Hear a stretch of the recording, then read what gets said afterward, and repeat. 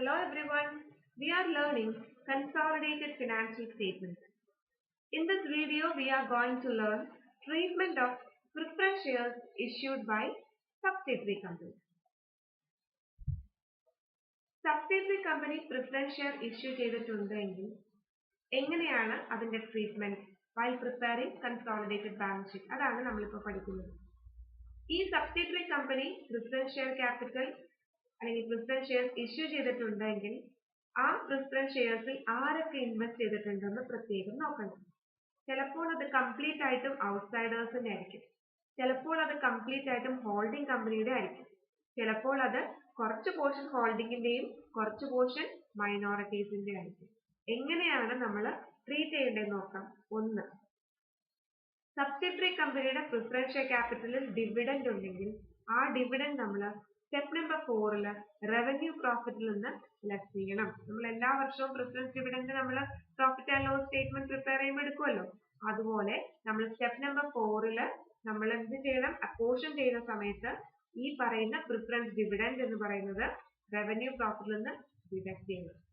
Total preference dividend ആണ് കേട്ടോ, മൈനോറിറ്റീസിന്റെയും holding കമ്പനിയുടെയും ഒന്നും സെപ്പറേറ്റ് നോക്കണ്ട. എത്രയാണോ പ്രിഫറൻസ് ഷെയർ ക്യാപിറ്റൽ ആ പ്രിഫറൻസ് ഷെയർ ക്യാപിറ്റലിൽ ഉള്ള പ്രിഫറൻസ് ഡിവിഡൻഡ് കാൽക്കുലേറ്റ് ചെയ്യാം. ടോട്ടൽ പ്രിഫറൻസ് ഡിവിഡൻഡ് റവന്യൂ പ്രോഫിറ്റിൽ നിന്ന് ലെസ് ചെയ്യണം. ഇത് നമുക്ക് സ്റ്റെപ്പ് നമ്പർ 3 ചെയ്യാം, പക്ഷെ നമുക്ക് എളുപ്പം എന്താണ് സ്റ്റെപ്പ് നമ്പർ 4 വന്നിട്ട് ചെയ്താൽ മതി. ഓക്കെ, ദെൻ സ്റ്റെപ്പ് നമ്പർ 5 ചെയ്യേണ്ട കാര്യം, ഔട്ട്സൈഡേഴ്സ് അല്ലെങ്കിൽ മൈനോറിറ്റീസിന് ഷെയർ ഉണ്ടെങ്കിൽ അവർക്ക് അവകാശപ്പെട്ട പ്രിഫറൻസ് ഷെയർ ക്യാപിറ്റൽ അവർക്ക് കൊടുക്കണം. ആ പ്രിഫറൻസ് ഷെയർ ക്യാപിറ്റലിന്റെ മുകളിലുള്ള ഡിവിഡൻഡും അവർക്ക് കൊടുക്കണം. സോ പ്രിഫറൻസ് ഷെയർ ക്യാപിറ്റലിൽ മൈനോറിറ്റീസിന്റെ ഷെയർ എത്രയാണോ അത് സ്റ്റെപ്പ് നമ്പർ 5 ആഡ് ചെയ്യണം. മൈനോറിറ്റീസിന്റെ ഷെയർ ആയ പ്രിഫറൻസ് ഡിവിഡൻഡും അവിടെ ആഡ് ചെയ്യണം. സ്റ്റെപ്പ് നമ്പർ 6 എന്തായിരുന്നു? കോസ്റ്റ് ഓഫ് കൺട്രോൾ കാൽക്കുലേഷൻ ആണ്. കോസ്റ്റ് ഓഫ് കൺട്രോൾ കാൽക്കുലേറ്റ് ചെയ്യുമ്പോൾ നമുക്കറിയാം എങ്ങനെ കാൽക്കുലേറ്റ് ചെയ്യുന്നത്. Cost of investment minus value of investment. Cost of investment എന്ന് പറഞ്ഞാൽ ഹോൾഡിംഗ് കമ്പനിയുടെ ഇൻവെസ്റ്റ്മെന്റ് ആണ് അല്ലെ. അതായത് ഹോൾഡിംഗ് കമ്പനി സബ്സിഡിയറി കമ്പനിയിൽ ഇൻവെസ്റ്റ് ചെയ്തപ്പോൾ എത്ര രൂപ കൊടുത്തു എന്നുള്ളതാണ്. അത് ഇക്വിറ്റി ഷെയർ ക്യാപിറ്റൽ അക്വയർ ചെയ്യാൻ വേണ്ടി കൊടുത്തിട്ടുണ്ടാവും, പ്രിഫറൻസ് ഷെയർ ക്യാപിറ്റൽ അക്വയർ ചെയ്തിട്ടുണ്ടെങ്കിൽ അതിനും കൊടുത്തിട്ടുണ്ടാവും. സോ അവിടെ നമ്മൾ അവർ കൊടുത്ത എമൗണ്ട് കൺസിഡർ ചെയ്യണം. അത് എവിടെ നിന്ന് കിട്ടും? ഹോൾഡിംഗ് കമ്പനിയുടെ ബാലൻസ് ഷീറ്റിന്റെ അസറ്റ് സൈഡിൽ ഇൻവെസ്റ്റ്മെന്റ് എടുത്ത് നോക്കിക്കഴിഞ്ഞാൽ അവിടെ ഇക്വിറ്റി ഷെയർ ക്യാപിറ്റൽ അക്വയർ ചെയ്യാൻ വേണ്ടി എത്ര രൂപ കൊടുത്തു എന്ന് കാണാം. പ്രിഫറൻസ് ഷെയർ ക്യാപിറ്റൽ അക്വയർ ചെയ്തിട്ടുണ്ടെങ്കിൽ അതിനും എത്ര രൂപ കൊടുത്തു എന്ന് കാണാം. സോ അവിടെ അത് നമ്മൾ എടുക്കണം. Then value of investment step number 6 തന്നെ നമുക്ക് വാല്യൂ ഓഫ് ഇൻവെസ്റ്റ്മെന്റ് കാൽക്കുലേറ്റ് ചെയ്യണം. വാല്യൂ ഓഫ് ഇൻവെസ്റ്റ്മെന്റ് ഇക്വേഷൻ എന്തായിരുന്നു? ഷെയർ ക്യാപിറ്റൽ അല്ലെങ്കിൽ paid up value plus pre acquisition profit ആയിരുന്നു. പെയ്ഡ് അപ്പ് വാല്യൂ എന്ന് പറഞ്ഞാൽ എന്താണ്? ഈ ഷെയറിലുള്ള ഇൻവെസ്റ്റ്മെന്റ് ചെയ്തപ്പോൾ അവർക്ക് യഥാർത്ഥത്തിൽ എത്ര പെയ്ഡ് അപ്പ് വാല്യൂന്റെ ക്യാപിറ്റലാണ് കിട്ടിയിരിക്കുന്നത്. ഇക്വിറ്റി ഷെയർ ക്യാപിറ്റലിന്റെ കൂടെ നമ്മൾ പ്രിഫറൻസ് ഷെയർ ക്യാപിറ്റലിന്റെ കൂടി ആഡ് ചെയ്യും. ഹോൾഡിംഗ് കമ്പനി സബ്സിഡിയറി കമ്പനിയുടെ എത്ര ഷെയർ ക്യാപിറ്റൽ, എത്ര പ്രിഫറൻസ് ഷെയർ ക്യാപിറ്റൽ അക്വയർ ചെയ്തു അതുകൂടി ഇവിടെ ആഡ് ചെയ്യുന്നുണ്ട്. ദെൻ സ്റ്റെപ്പ് നമ്പർ 8 ഹോൾഡിംഗ് കമ്പനിയുടെ പ്രിഫറൻസ് ഡിവിഡൻഡിലുള്ള ഷെയർ ആഡ് ചെയ്യണം. അതായത് നമ്മൾ ടോട്ടൽ പ്രിഫറൻസ് ഡിവിഡൻഡ് കണ്ടു, അതിൽ മൈനോറിറ്റീസിന്റെ ഷെയർ സ്റ്റെപ്പ് നമ്പർ 5 ആഡ് ചെയ്തു, ബാക്കിയുള്ള ഹോൾഡിംഗ് കമ്പനിയുടെ ഷെയർ എന്ത് ചെയ്യണം? സ്റ്റെപ്പ് നമ്പർ 8 ആഡ് ചെയ്യണം. ഇത്രയും കാര്യങ്ങളാണ് subsidiary company preference share issue ചെയ്തിട്ടുണ്ടെങ്കിൽ ചെയ്യേണ്ടത്. സോ സബ്സിഡിയറി കമ്പനിയുടെ ബാലൻസ് ഷീറ്റിൽ പ്രിഫറൻസ് ഷെയർ ക്യാപിറ്റൽ ഉണ്ടെങ്കിൽ നമ്മൾ ചെയ്യേണ്ട കാര്യം, ആ പ്രിഫറൻസ് ഷെയർ ക്യാപിറ്റൽ ഉള്ള ഡിവിഡൻഡ് നമ്മൾ എന്ത് ചെയ്യണം? റവന്യൂ പ്രോഫിറ്റിൽ നിന്ന് ലെസ് ചെയ്യണം സ്റ്റെപ്പ് നമ്പർ 4. ആ പ്രിഫറൻസ് ഡിവിഡൻഡിന്റെ മൈനോറിറ്റീസിന്റെ ഷെയർ സ്റ്റെപ്പ് നമ്പർ 5 ആഡ് ചെയ്യണം, ഹോൾഡിംഗ് കമ്പനിയുടെ ഷെയർ സ്റ്റെപ്പ് നമ്പർ 8 ആഡ് ചെയ്യണം. ദെൻ പ്രിഫറൻസ് ഷെയർ ക്യാപിറ്റലിന്റെ മൈനോറിറ്റീസിന്റെ ഷെയർ സ്റ്റെപ്പ് നമ്പർ 5 ആഡ് ചെയ്യണം. കൂടാതെ സ്റ്റെപ്പ് നമ്പർ 6 ഹോൾഡിംഗ് കമ്പനിയുടെ കോസ്റ്റ് ഓഫ് കൺട്രോൾ കാൽക്കുലേറ്റ് ചെയ്യാൻ ഹോൾഡിംഗ് കമ്പനിക്ക് പ്രിഫറൻസ് ഷെയർ ക്യാപിറ്റലിൽ ഇൻവെസ്റ്റ്മെന്റ് എത്രയുണ്ട് ആ paid up value of investment add ചെയ്യണം. ആ ഇൻവെസ്റ്റ്മെന്റ് നടത്തിയപ്പോൾ യഥാർത്ഥത്തിൽ എത്ര രൂപ കൊടുത്തു അത് കോസ്റ്റ് ഓഫ് ഇൻവെസ്റ്റ്മെന്റിലും ആഡ് ചെയ്യണം. ഇത്രയും കാര്യങ്ങളാണ് preference share subsidiary company issue ചെയ്താൽ ചെയ്യേണ്ടത്. നോക്കണം അത് ആർക്കൊക്കെയാണ് ഷെയർ, മൈനോറിറ്റീസിന് മാത്രമാണോ അതോ ഹോൾഡിംഗ് കമ്പനിക്ക് മാത്രമാണോ അതോ രണ്ടുപേർക്കും ഉണ്ടോ എന്നുള്ള കാര്യം പ്രത്യേകം ശ്രദ്ധിക്കണം. Here is a question. On 1st April 2019, A Limited acquired 80% equity shares and 30% preference shares of B Limited, on which date the general reserve and surplus of B Limited showed balances of rupees 30,000 and rupees 4,000 respectively.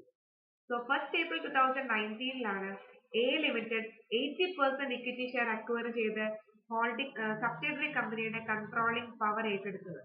So 80% equity share acquire ചെയ്തു subsidiary. അതേപോലെ അവർക്ക് preference shares ഉണ്ട്, അതിൽ 30% അവർ acquire ചെയ്തു. So 80% majority share ആയി, അതുകൊണ്ടാണ് അവർ holding company ആവുന്നത് A limited, B limited subsidiary കമ്പനിയും ആവുന്നു. അങ്ങനെ അക്വയർ ചെയ്ത ആ ഡേറ്റിൽ വരുമ്പോൾ ബി ലിമിറ്റഡിന്റെ ജനറൽ റിസർവിൽ 30,000 റുപ്പീസ് ഉണ്ട്, സർപ്ലസിലാണെങ്കിലോ 4,000 ഉണ്ട്. ഓർമ്മയിൽ ഉണ്ടാവണം, ജനറൽ റിസർവിൽ 30,000 റുപ്പീസ് ഇവർ വന്നപ്പോൾ ഉണ്ടായിരുന്നു, സർപ്ലസിൽ 4,000 റുപ്പീസും ഉണ്ടായിരുന്നു. Prepare consolidated balance sheet. The statement of financial position on 31st March 2020 stood as follows. Share capital A Limited 12 lakh, B Limited 3 lakh. Reserves and surplus 5 lakh 79,000. Current liabilities trade payables 2 lakh 30,000, 1 lakh 71,000. നമുക്ക് ഇതിന്റെയൊക്കെ schedule നോക്കിയാൽ അറിയുള്ളൂ. Share capital എടുക്കുമ്പോൾ അതിൽ equity share എത്ര, preference share എത്ര. Reserves and സർപ്ലസും അവിടെ പോയി നോക്കിയാൽ അറിയൂ, ജനറൽ റിസർവ് എത്ര, അതേപോലെ സർപ്ലസ് എത്ര നമുക്ക് അറിയാൻ പറ്റും. ഓക്കെ, നമുക്ക് അവിടെ നോക്കാം പിന്നീട്. അസെറ്റ്സ്, അസെറ്റ്സിൽ ഫിക്സ്ഡ് അസെറ്റ്സ് ഉണ്ട്, നോൺ കറന്റ് ഇൻവെസ്റ്റ്മെന്റ്. കണ്ടോ, നോൺ കറന്റ് ഇൻവെസ്റ്റ്മെന്റ് ഹോൾഡിംഗ് കമ്പനിയായ എ ലിമിറ്റഡിന് 2,25,500 റുപ്പീസ് ഉണ്ട്. ഈ നോൺ കറന്റ് ഇൻവെസ്റ്റ്മെന്റിൽ അവർ എത്ര രൂപ ഇക്വിറ്റി ഷെയർ ക്യാപിറ്റൽ അക്വയറിംഗ് കൊടുത്തു എന്നും പ്രിഫറൻസ് ഷെയർ ക്യാപിറ്റലിന് എത്ര രൂപ കൊടുത്തു എന്നൊക്കെ അറിയണമെങ്കിൽ ഷെഡ്യൂൾ നോക്കിയാലാണ് ഇവരുടെ നോൺ കറന്റ് ഇൻവെസ്റ്റ്മെന്റിന്റെ പാറ്റേൺ, സ്ട്രക്ചർ അറിയാനായിട്ട് സാധിക്കും. നമുക്ക് നോക്കാം അവരുടെ ഷെഡ്യൂൾ. ഷെഡ്യൂൾസിൽ ആദ്യം ഷെയർ ക്യാപിറ്റൽ ഉണ്ട്. കണ്ടോ, share capital equity share of ₹10 each. ഒരു ഷെയറിന് 10 രൂപയാണ്. A limited 12 lakh, B limited 2 lakh. B limited എത്രയാണ്? 2 lakh ഉള്ളു. അതായത് ഇക്വിറ്റി ഷെയർ 2 lakh, അതേപോലെ 10% പ്രിഫറൻസ് ഷെയർ ക്യാപിറ്റൽ ബി ലിമിറ്റഡിന് 1 lakh ഉണ്ട്. അങ്ങനെയാണ് ബാലൻസ് ഷീറ്റില് ഷെയർ ക്യാപിറ്റൽ 3 lakh റുപ്പീസ് ആയത്. സോ 3 lakhല് 2 lakh ഇക്വിറ്റി ഷെയർ ക്യാപിറ്റൽ ഉള്ളൂ, ബാക്കി 1 lakh എന്താണ്, പ്രിഫറൻസ് ഷെയർ ക്യാപിറ്റൽ. ആ 2 lakh റുപ്പീസ് ഇക്വിറ്റി ഷെയറിലാണ് 80% അക്വയർ ചെയ്തിരിക്കുന്ന holding company. 1 lakh rupees preference share ക്യാപിറ്റലിലാണ് 30% അക്വയർ ചെയ്തിരിക്കുന്നത് ഹോൾഡിംഗ് കമ്പനി. അപ്പോൾ പ്രിഫറൻസ് ഷെയറിൽ ബാക്കി 70% ആരുടെയാണ്, ഔട്ട്സൈഡേഴ്സിന്റെയാണ്. അതേപോലെ ഇക്വിറ്റി ഷെയർ ക്യാപിറ്റലിൽ 20% ആരുടെയാണ്, ഔട്ട്സൈഡേഴ്സിന്റെയാണ്. റിസർവ്സ് ആൻഡ് സർപ്ലസിൽ ജനറൽ റിസർവ് 40,000. നമ്മൾ പറഞ്ഞു ക്വസ്റ്റ്യനിൽ ഇവർ വരുമ്പോൾ 30,000 റുപ്പീസ് ഉണ്ടായിരുന്നു. അപ്പോ ജനറൽ റിസർവിൽ 40,000ല് 30,000 എന്താണ്, ക്യാപിറ്റൽ റിസർവും ബാക്കി 10,000 റവന്യൂ റിസർവുമാണ്. സർപ്ലസ് ആണെങ്കിൽ 39,000 ഉണ്ട്. അതിൽ 4,000 റുപ്പീസ് ആണ് ഇവർ വരുമ്പോൾ ഉണ്ടായിരുന്നു എന്ന് പറഞ്ഞത്. സോ 4,000 റുപ്പീസ് എന്താണ്, ക്യാപിറ്റൽ പ്രോഫിറ്റും ബാക്കിയുള്ള 35,000 റുപ്പീസ് എന്താണ്, റവന്യൂ പ്രോഫിറ്റും ആണ്. The non-current liabilities, non-current liabilities അല്ല, non-current assets ആണ് കേട്ടോ. Non-current investment ആണ്.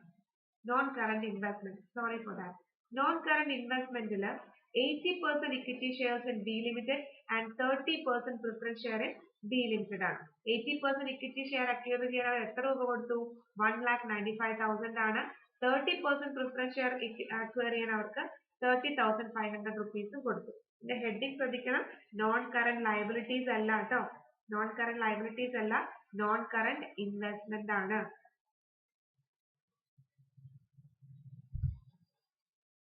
സോ ക്വസ്റ്റ്യൻ ആൻസർ നോക്കാം നമുക്ക്. ഹോൾഡിംഗ് കമ്പനി ആരാണ്, എ ലിമിറ്റഡ് ആണ്. ബി ലിമിറ്റഡോ സബ്സിഡിയറി കമ്പനിയാണ്. Then step number 1 എന്ന് പറഞ്ഞാൽ date of acquisition 1st April 2019, തുടക്കം തന്നെ അവർ അക്വയർ ചെയ്തിട്ടുണ്ട്. സ്റ്റെപ്പ് നമ്പർ 2, ടോട്ടൽ സബ്സിഡിയറി കമ്പനിക്ക് 2 lakh റുപ്പീസിന്റെ ഷെയർ ക്യാപിറ്റൽ ആണ്. ദാറ്റ് മീൻസ് 20,000 ഷെയർസ് ആണുള്ളത്. 20,000 ഷെയർസിൽ 80%, 16,000 ഷെയർസ് ഹോൾഡിംഗിന്റെയും 4,000 ഷെയർസ് മൈനോറിറ്റീസിന്റെയാണ്. അത് റുപ്പീസ് ആയിട്ട് പറയുകയാണെങ്കിൽ 1,50,000 റുപ്പീസും 40,000. റേഷ്യോ ആണെങ്കിലോ 16:4 അല്ലേ, that is 4:1 ratio. 4/5 ഹോൾഡിംഗിന്റെ, 1/5 മൈനോറിറ്റീസിന്റെ. Step number 3, analysis of reserves and surplus. General reserve ഒരു 40,000 റുപ്പീസ് ഉണ്ട്. അതിൽ 30,000 ക്യാപിറ്റൽ റിസർവും റവന്യൂ റിസർവ് 10,000 ആണ് നമ്മൾ പറഞ്ഞു. സർപ്ലസ് ഒരു 39,000 ഉണ്ട്. ക്യാപിറ്റൽ പ്രോഫിറ്റ് 4,000ഉം റവന്യൂ പ്രോഫിറ്റ് ഒരു 35,000 ഉണ്ട്. നമ്മൾ ഈ സമയത്താണ് പ്രിഫറൻസ് ഷെയർ ക്യാപിറ്റൽ ഉണ്ടോന്നും ഫിക്റ്റീഷ്യസ് അസറ്റ്സ് ഉണ്ടോന്നൊക്കെ ശ്രദ്ധിക്കേണ്ടത് അല്ലെ. പ്രിഫറൻസ് ഷെയർ ക്യാപിറ്റൽ ഉണ്ട്, അപ്പൊ പ്രിഫറൻസ് ഡിവിഡൻഡ് നമുക്ക് കുറയ്ക്കണം. സ്റ്റെപ്പ് നമ്പർ 4ൽ പോയിട്ട് നമുക്ക് ചെയ്യുന്നതാണ് കുറച്ചുകൂടി എളുപ്പം. സ്റ്റെപ്പ് നമ്പർ 4 നമ്മൾ അപ്പോർഷൻ ചെയ്ത കാര്യങ്ങളൊക്കെ എടുത്തെഴുതാം. ജനറൽ റിസർവിൽ 30,000 ക്യാപിറ്റൽ റിസർവും റവന്യൂ റിസർവിൽ 10,000. സർപ്ലസ് ആണെങ്കിലോ 4,000 ആണ് ക്യാപിറ്റൽ റിസർവ്, അതേപോലെ ക്യാപിറ്റൽ പ്രോഫിറ്റ് ബാക്കി 35,000 എന്താണ് റവന്യൂ പ്രോഫിറ്റ്. നമ്മൾ ഇവിടെയാണ് പ്രിഫറൻസ് ഡിവിഡൻഡ് ലെസ് ചെയ്യാൻ പോകുന്നത്. മൊത്തം പ്രിഫറൻസ് ഷെയർ ക്യാപിറ്റൽ സബ്സിഡറി കമ്പനിക്ക് 1 lakh rupees ആണ്. അതിൽ 10% പ്രിഫറൻസ് ഷെയർസ് ആണെന്ന് ക്വസ്റ്റ്യനിൽ പറയുന്നുണ്ട്. 10% പ്രിഫറൻസ് ഷെയർ എന്ന് പറഞ്ഞാൽ ഡിവിഡൻഡ് എത്രയായി 10,000 rupees. അത് കംപ്ലീറ്റ് ആയിട്ട് നമുക്ക് എന്ത് ചെയ്യണം, റവന്യൂ പ്രോഫിറ്റ് നിന്ന് ലെസ് ചെയ്യണം. Less preference dividend 10,000. എല്ലാം ടോട്ടൽ ചെയ്യുക. then അത് ഹോൾഡിംഗ് കമ്പനിക്കും മൈനോറിറ്റീസിനും ഡിവൈഡ് ചെയ്യും. മൈനോറിറ്റീസിന്റെ എല്ലാ പോർഷനും എവിടെ വരും, സ്റ്റെപ്പ് നമ്പർ 5ൽ വരും. ഹോൾഡിംഗ് കമ്പനിയുടെ ക്യാപിറ്റൽ റിസർവിലുള്ള പോർഷൻ നമ്മൾ സ്റ്റെപ്പ് നമ്പർ 6ൽ എടുക്കും. ബാക്കി റവന്യൂ റിസർവും റവന്യൂ പ്രോഫിറ്റും സ്റ്റെപ്പ് നമ്പർ 8ലേക്കും പോകും. ഓക്കെ, സോ ഈ റവന്യൂ പ്രോഫിറ്റ് ഒക്കെ നമ്മൾ സ്റ്റെപ്പ് നമ്പർ 8ലേക്ക് പോകുമ്പോൾ ഹോൾഡിംഗ് കമ്പനിയുടെ പ്രിഫറൻസ് ഡിവിഡൻഡിന്റെ ഷെയർ ഇവിടെ ഇല്ല. കാരണം പ്രിഫറൻസ് ഡിവിഡൻഡ് കംപ്ലീറ്റ് ആയിട്ട് നമ്മൾ 10,000 കുറച്ച് കളഞ്ഞു അല്ലെ. ആ 10,000ൽ പ്രിഫറൻസ് ഡിവിഡൻഡ് ആയ 10,000ൽ ഹോൾഡിംഗ് കമ്പനിയുടെ പോർഷൻ സ്റ്റെപ്പ് നമ്പർ 8ൽ കൊണ്ടുപോയി അവർക്ക് കൊടുക്കണം, ആഡ് ചെയ്യണം. കൂടാതെ മൈനോറിറ്റീസിന്റെ ഷെയർ എന്ത് ചെയ്യണം, സ്റ്റെപ്പ് നമ്പർ 5ലും ആഡ് ചെയ്യണം. നമുക്ക് സ്റ്റെപ്പ് നമ്പർ 5ൽ പോകാം. സ്റ്റെപ്പ് നമ്പർ 5ൽ മൈനോറിറ്റീസിന് അവകാശപ്പെട്ട ഷെയർ ക്യാപിറ്റൽ എത്രയുണ്ട്, ഷെയർ ക്യാപിറ്റൽ 40,000 rupees അല്ലെ. അതായത് 2 lakhൽ അവർക്കുള്ള 20%, that is 40,000. then step number 4ൽ നമ്മൾ അപ്പോർഷൻ ചെയ്ത് വെച്ചിട്ടുള്ള മൈനോറിറ്റീസിന്റെ capital reserve, revenue reserve, revenue profit. ഇത് കൂടാതെ അവർക്ക് പ്രിഫറൻസ് ഷെയർ ക്യാപിറ്റൽ ഉണ്ട് അല്ലെ. പ്രിഫറൻസ് ഷെയർ ക്യാപിറ്റൽ 70% ഉണ്ട്. ബാക്കി 30% ഹോൾഡിംഗ് കമ്പനിക്ക് ഉള്ളൂ. സോ 70% എടുത്തു കഴിഞ്ഞാൽ 1 lakhന്റെ 70% ക്യാപിറ്റൽ എമൗണ്ട് ആയി 70,000. പ്രിഫറൻസ് ഡിവിഡൻഡിലും അവർക്ക് അവകാശമുണ്ട്. സോ 10,000 ആണ് ഡിവിഡൻഡ് ടോട്ടൽ, അതിന്റെ 70% 7,000. സോ ടോട്ടൽ 1,30,800 മൈനോറിറ്റീസ് ഇൻട്രസ്റ്റ് അല്ലെങ്കിൽ നോൺ കൺട്രോളിംഗ് ഇൻട്രസ്റ്റ് എന്ന് പറഞ്ഞ സ്റ്റെപ്പ് നമ്പർ 9ൽ അത് കൺസോളിഡേറ്റഡ് ബാലൻസ് ഷീറ്റ് പ്രിപ്പയർ ചെയ്യുമ്പോൾ ഷെയർ ക്യാപിറ്റലിന്റെ താഴെ എഴുതണം. Step number 6 cost of control. Cost of control എങ്ങനെ കാൽക്കുലേറ്റ് ചെയ്യും, cost of investment minus value of investment. Cost of investment നോക്കാം. ഇൻവെസ്റ്റ്മെന്റ് ഇവർക്ക് രണ്ട് സ്ഥലത്തുണ്ട് സബ്സിഡറി കമ്പനിയിൽ. ഇക്വിറ്റി ഷെയർ ക്യാപിറ്റലിൽ ഇൻവെസ്റ്റ്മെന്റ് ഉണ്ട്, പ്രിഫറൻസ് ഷെയർ ക്യാപിറ്റൽ ഇൻവെസ്റ്റ്മെന്റ് ഉണ്ട്. സോ എമൗണ്ട് ഇൻവെസ്റ്റഡ് എന്ന് പറഞ്ഞാൽ ഇവർ എത്ര രൂപ യഥാർത്ഥത്തിൽ ഇക്വിറ്റി ഷെയർ അക്വയർ ചെയ്യാനും പ്രിഫറൻസ് ഷെയർ അക്വയർ ചെയ്യാനും കൊടുത്തു എന്നുള്ളതാണ്. ബാലൻസ് ഷീറ്റിന്റെ സ്കെഡ്യൂളില് നോൺ കറന്റ് ഇൻവെസ്റ്റ്മെന്റിൽ 80% ഇക്വിറ്റി ഷെയറിൽ ഒരു 1,95,000 rupees കൊടുത്തെന്നും അതേപോലെ പ്രിഫറൻസ് ഷെയർ ക്യാപിറ്റൽ അക്വയർ ചെയ്യാൻ അവർ 30,500 rupees കൊടുത്തു എന്ന് പറഞ്ഞിട്ടുണ്ട്. സോ ബാലൻസ് ഷീറ്റിൽ തന്ന എമൗണ്ട് 2,25,500 ആണ് അവരുടെ total investment, cost of investment. So ഇവിടെ ഡിവിഡൻഡ് ഒന്നുമില്ല. So adjusted cost of investment 2,25,500. Next is value of investment. Value of ഇൻവെസ്റ്റ്മെന്റിൽ ഷെയർ ക്യാപിറ്റൽ ഇവർ അക്വയർ ചെയ്തല്ലോ, ആ അക്വയർ ചെയ്ത ക്യാപിറ്റൽ എമൗണ്ട് ആണ് പെയ്ഡ് അപ്പ് വാല്യൂ. അത് ഇക്വിറ്റി ഷെയർ ഇവർക്ക് എത്ര കിട്ടി, 1,60,000 rupeesന്റെയും പ്രിഫറൻസ് ഷെയർ ഇവർക്ക് എത്ര കിട്ടി, 30,000 rupeesന്റെയും. So total 1,90,000. പിന്നെ പ്രീ അക്വിസിഷൻ പ്രോഫിറ്റ്, ഹോൾഡിംഗിന്റെ portion. Pre acquisition profit is also known as capital reserve അല്ലെ. So capital reserve or capital പ്രോഫിറ്റില് സ്റ്റെപ്പ് നമ്പർ 4ൽ ഹോൾഡിംഗ് കമ്പനിയുടെ പോർഷൻ എത്രയുണ്ട്, 27,200. അത് ഇവിടെ ആഡ് ചെയ്യണം. So total value of investment. So here the cost of investment is more than value of investment. So the result is goodwill. Goodwill ഒരു 8,300. It should be shown as intangible asset while preparing the consolidated balance sheet. Step number 7 എന്തായിരുന്നു, Inter company transactions. ഇതിൽ തമ്മിലുള്ള എന്തെങ്കിലും ഇടപാടുകളാണ്, അത് ഇവിടെ ഇല്ല, തോന്നില്ല. Step number 9ലേക്ക് നമ്മൾ എഴുതാനുള്ള റിസർവ്സ് ആൻഡ് സർപ്ലസ് ആണ് നമ്മൾ സ്റ്റെപ്പ് നമ്പർ 8ൽ എഴുതുന്നത്. That is reserves and surplus. ഇത് ഹോൾഡിംഗ് കമ്പനിയുടെ റിസർവുകൾ ആദ്യം എഴുതണം. ബാലൻസ് ഷീറ്റ് നോക്കുക. ഹോൾഡിംഗ് കമ്പനിക്ക് ജനറൽ റിസർവ് ഒരു 4 lakhും സർപ്ലസ് ഒരു 1 lakh ഉണ്ട്. ഹോൾഡിംഗിന്റെ സ്വന്തം റിസർവ് ആണ്. കൂടാതെ step number 4 subsidiary company divide ചെയ്ത് വെച്ചിട്ടുള്ള റവന്യൂ റിസർവും റവന്യൂ പ്രോഫിറ്റും നമ്മൾ എടുത്തുകൊണ്ട് വരണം 8,000 20,000. ഇത് കൂടാതെ ഈ സബ്സിഡറി കമ്പനിയുടെ പ്രിഫറൻസ് ഷെയർ ക്യാപിറ്റലിൽ 30% ഷെയർ ഉണ്ട്. ആ 30% ഷെയറിൽ ഡിവിഡൻഡ് എത്ര ഉണ്ട് നോക്കണം. അതായത് ടോട്ടൽ 10,000 rupees ആണ് ഡിവിഡൻഡ്. അതിന്റെ 30% ആർക്ക് കിട്ടും? ഈ പറയുന്ന ഹോൾഡിംഗ് കമ്പനിക്ക് കിട്ടും. അപ്പോൾ റിസർവ്സ് ആൻഡ് സർപ്ലസിൽ നമ്മൾ പ്രിഫറൻസ് ഡിവിഡൻഡ് ഒരു 3,000 കൂടി ഹോൾഡിംഗിന്റെ ആഡ് ചെയ്തു. So total 5,31,000. ഇത് എവിടെ ആഡ് ചെയ്യണം? കൺസോളിഡേറ്റഡ് ബാലൻസ് ഷീറ്റ് പ്രിപ്പയർ ചെയ്യുമ്പോൾ റിസർവ്സ് ആൻഡ് സർപ്ലസിൽ നമ്മൾ എഴുതണം. Step number 9, consolidated balance sheet of A Limited and its subsidiary B Limited as on 31st March 2020. Equity and liabilities, first item, shareholders funds. അതിൽ first one എന്താണ്?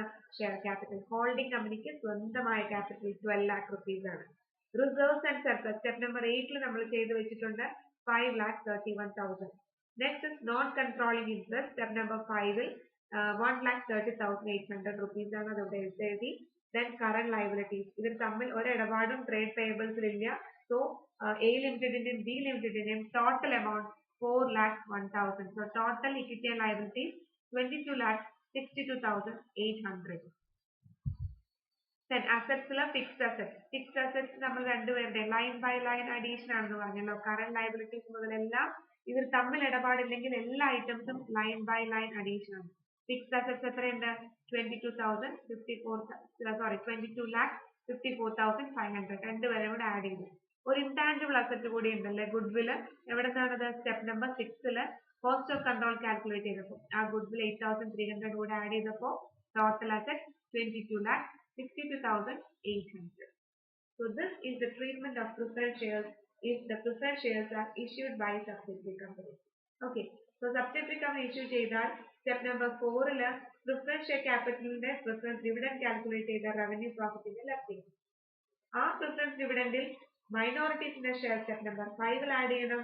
Holding കമ്പനിയുടെ share step number 8 add ചെയ്യും. Holding കമ്പനിക്ക് ഉണ്ടെങ്കിലാണ് കേട്ടോ, മൈനോറിറ്റീസിന് ഉണ്ടെങ്കിലാണ്.